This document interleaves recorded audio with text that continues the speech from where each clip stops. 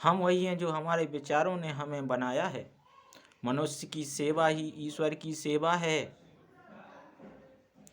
शक्ति ही जीवन है, दुर्बलता ही मृत्यु है। विस्तार ही जीवन है, संकुचन ही मृत्यु है। प्रेम ही जीवन है, घृणा मृत्यु है। कर्तव्य के प्रति समर्पण ईश्वर की पूजा का सर्वोच्च रूप है। आजादी कभी कमजोर नहीं पा सकती। सारी कमजोरी को दूर भगाओ। अपने शरीर से कहो कि वह बलवान है, अपने मन से कहो कि वह बलवान है, और अपने आप में असीम विश्वास और आशा रखो।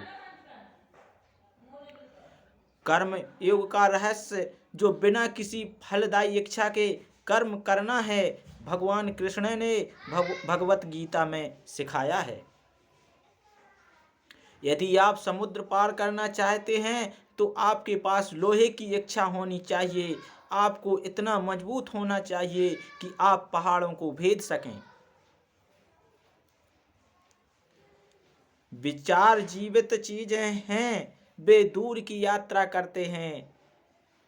कायर कभी जीत नहीं पाते। अगर हम उम्मीद करते हैं कि वे हमारे सामने से भाग जाएंगे तो हमें डर और मुसीबतों और अज्ञानता से लड़ना होगा।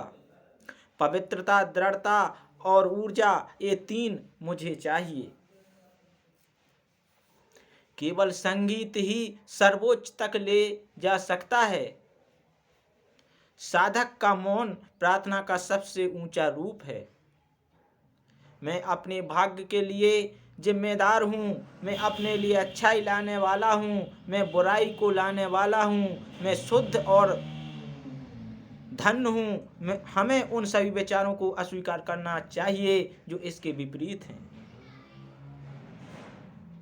पृथ्वी या स्वर्ग में सुख की सारी इच्छा छोड़ दो। इंद्रियों के अंगों को वश में करो और मन को वश में करो, यह जाने बिना कि तुम दुखी हो। हर दुख को सहन करो। आध्यात्मिक स्वतंत्रता के अलावा और कुछ नहीं सोचो। ताकत और मर्दानगी सद्गुण है, दुर्बलता और कायरता पाप है। यदि आप शुद्ध और ईमानदार हैं तो सब कुछ ठीक हो जाएगा। हम चाहते हैं कि आप जैसे सैकड़ों लोग समाज में नई जान फूंकें और जहां भी जाएं उनमें जोश भर दें। दूसरों के लिए किया गया छोटा सा काम भी भीतर की शक्ति को जगा देता है। दूसरों का जरा भी भला सोचकर भी हृदय में सिंह की शक्ति का संचार धीरे धीरे होता है।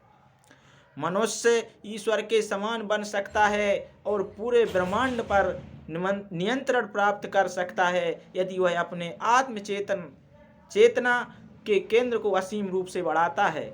विवाह और सेक्स और पैसा ही जीवित शैतान हैं। खड़े हो जाओ और मजबूत बनो। कोई डर नहीं, कोई अंधविश्वास नहीं। सच्चाई का वैसे ही सामना करो जैसे वह है।